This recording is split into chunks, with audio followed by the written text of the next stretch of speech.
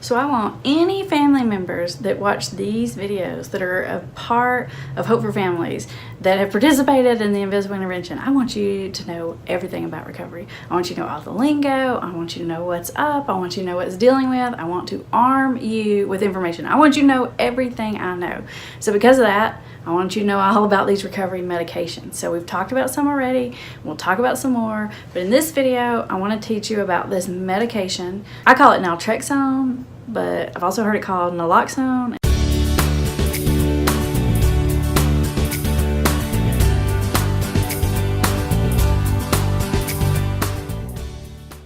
Basically, this is a medication that is an opiate blocker.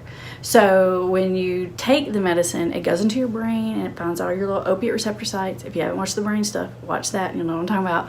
And it like plugs them up, pretends like puts corks in your little receptor sites so that it actually blocks opiate effect in your brain. So if you took opiates, you really couldn't feel it or you couldn't get high because it's blocking it. So this medicine is used in a couple of different ways in the whole recovery arena. One way that it's used, the first most traditional way that's used, is they give it to people who are addicted to opiates to block their receptor sites as a way to help them not get high, because you could go out and use, but you can't get high, so you don't want to waste your money. So initially they used it so that heroin addicts couldn't get high anymore, to help them, to help sort of keep them, behaviorally train them not to go use. It's pretty effective for that. You can take this medicine in a pill form, but you can also get it in an injection, and the injection, when you get that way, it's called Vivitrol, and you get it once a month. That shot is like ridiculous, crazy expensive. Like I'm talking about like, I don't know, something like $800 to $1,200 a month.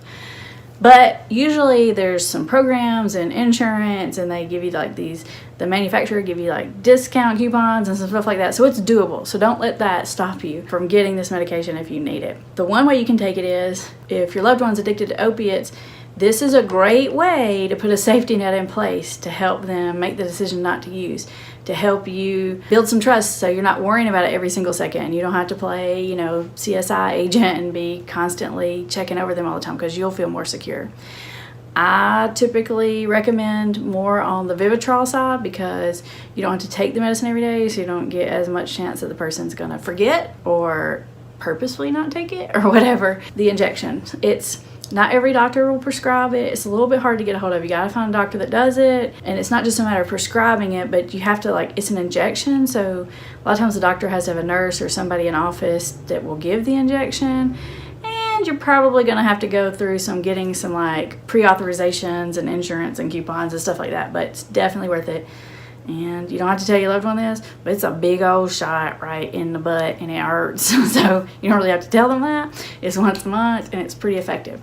Now there is a risk in getting this medicine. The risk is that sometimes when dealing with a heroin addict or an opiate addict, that they'll be so desperate to use that they'll try to override the naltrexone, and they'll try to use so much that it gets past like the blocker. And that's possible to do. And trust me, if they're an opiate addict, then they're freaking like pharmacist, chemist, and they know this. But the amount that it takes to do that is about close to the amount that it'll take to kill you. It is dangerous in that there is a higher risk of overdose if you're dealing with somebody that's just so desperate that they try to overdo the naltrexone.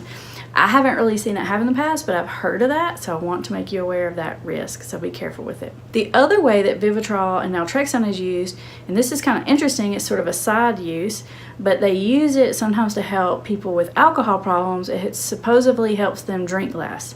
Now, when my clients have been prescribed it, their doctors tell them like it helps with your cravings. Maybe in a roundabout way. I haven't really heard necessarily someone say like it helped me with my cravings. But what I have heard is it kind of works, like, do you know what that medicine is called Chantix that was like super popular a while back? People were taking to quit smoking. If you heard of that or you know anything about it, it's like the person could keep smoking on the medicine, but it made it like not very pleasant. It kind of made them like, I don't really like it, tastes gross, like, and they just became less interested in it. I would say Naltrexone or Vivitrol works similarly when it comes to alcohol. It's like they can still drink, but it makes it slightly less pleasurable. So it means their desire to drink might be a little less. this. I have not really found this to be all that effective in my clients with alcohol as far as getting them not to drink. It might be helpful after they've gotten sober, but in the short run, I have had people say it makes it kind of less fun, but they're alcoholics, so they just keep trying anyway, and like, I keep trying, it's gonna feel good again. I don't know. So it won't block the effects, it just makes it slightly less fun. So it's used for both. If your loved one's on naltrexone, it is an opiate blocker, so you have to make sure that their doctors are aware of it, and sometimes they may keep like a card in their wallet or some kind of identifier on them that lets someone know, because if they were to get in a car accident or something super bad and they show up in the emergency room and their like leg was hacked off or something, the physician needs to know that their body won't take opiates. The doctors will know what to do about that, and there's some things they can do around it, but it is an important piece of information that they would have an identifier on them, that their physician would know that in case of like serious time emergency.